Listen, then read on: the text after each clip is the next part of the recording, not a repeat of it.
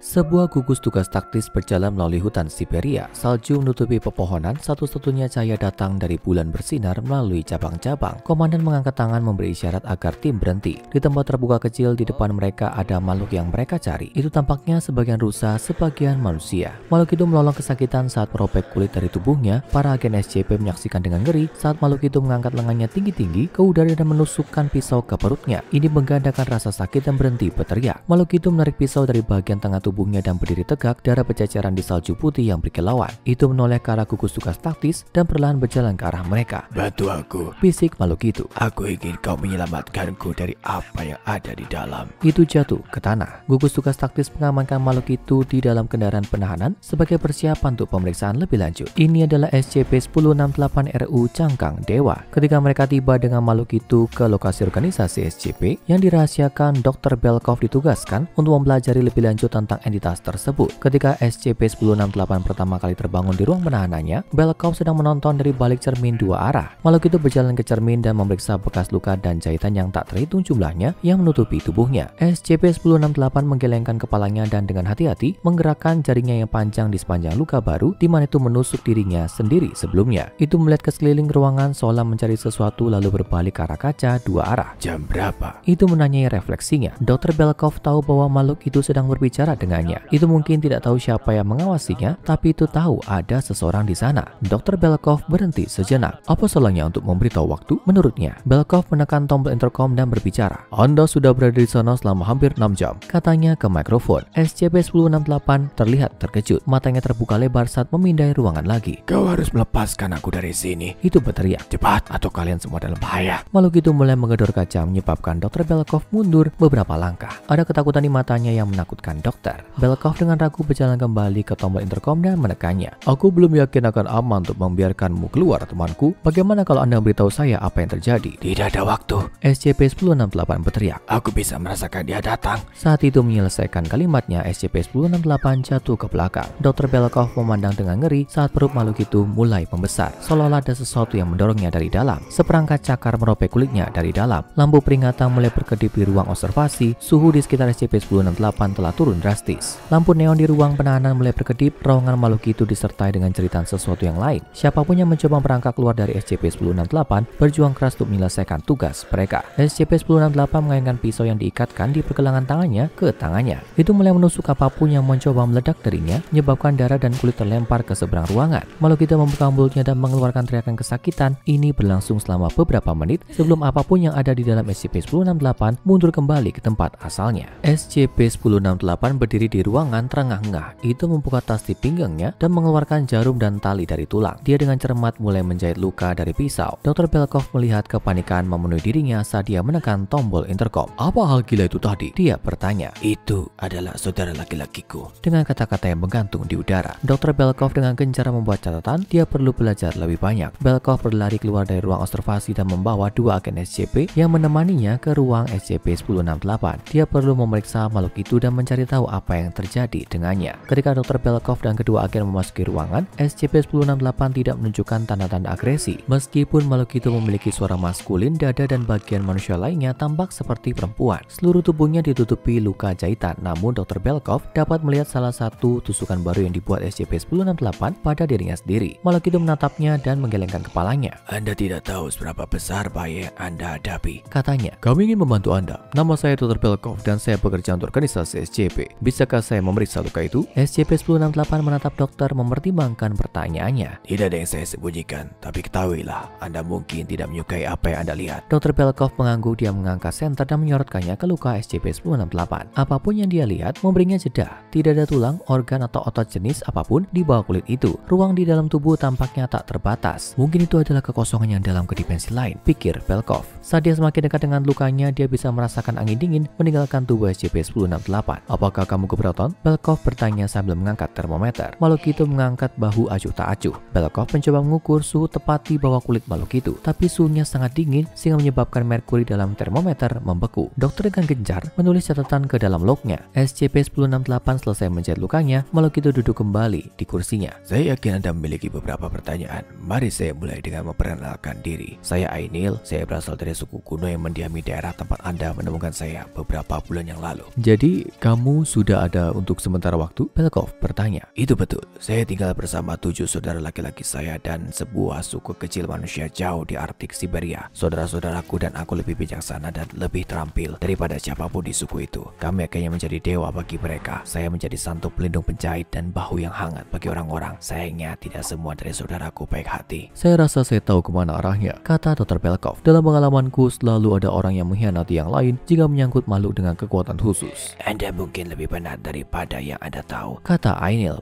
menggelengkan kepalanya. Untuk waktu yang lama ada kedamaian dan keharmonisan, tapi kemudian duka cita besar terjadi. Saudara laki-laki saya yang tidak akan saya sebutkan namanya adalah penguasa perburuan. Dia percaya bahwa karena dia menyediakan makanan yang menopang kehidupan bagi semua orang, dia harus menjadi penguasa suku. Saya paling dekat dengan saudara ini, jadi dia meminta saya untuk bergabung dengannya sebagai komandan kedua. Saya menolak. Saya berasumsi bahwa itu mungkin tidak membuatnya senang, kata Belkov. Tidak.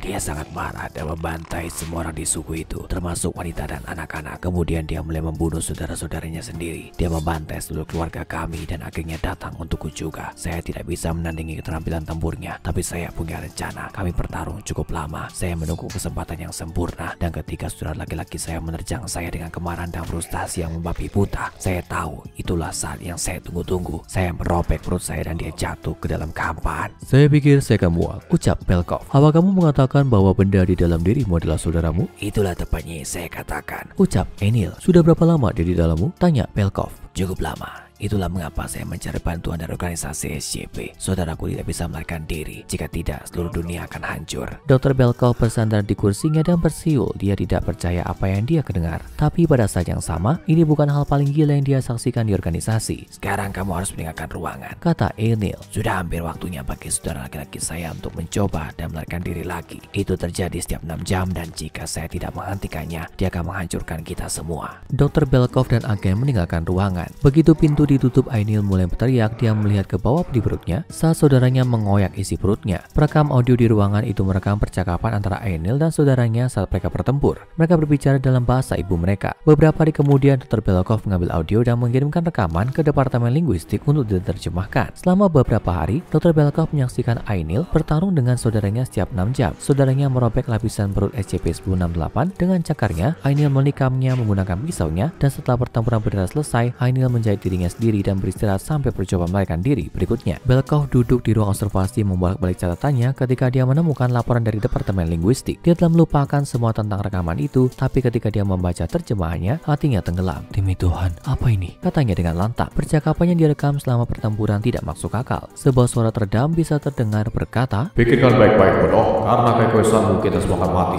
Siklus tidak boleh terputus. Biarkan aku terlahir kembali." Ini jelas merupakan permohonan saudara laki-laki Ainil. Tapi kata-kata berikutnya yang benar-benar menakuti Dr. Belkov. Mereka percaya kebohongan. Bukankah itu cukup untukmu? Suara berikutnya yang ditangkap rekam adalah tikaman daging dan jeritan kesakitan. Dr. Belkov menggelengkan kepalanya. Jadi, Ainil berbohong tentang sesuatu? Belkov berpikir, mungkinkah dia jahat? Mungkin karakter dalam ceritanya tertukar? Bagaimana jika Ainil yang membantai? Sebelum dia bisa menyelesaikan pikirannya, ada suara benturan keras saat kaca dua arah itu pecah. Berdiri di situ adalah SCP-1068. Matanya telah berubah. Sekarang mereka dipenuhi dengan kejahatan. Oh dokter, saya minta maaf harus sampai seperti ini. Tapi saya tidak bisa biarkan Anda hidup ketika Anda begitu dekat dengan kebenaran, kata Ainil. Malah gitu melangkah ke ruang observasi, Dr. Belkov berteriak saat pisau menusuk perutnya. Sekarang tonton SCP-2273 Mayor Alexei Petrov animasi SCP, atau tonton SCP-610 Daging yang Benci animasi SCP.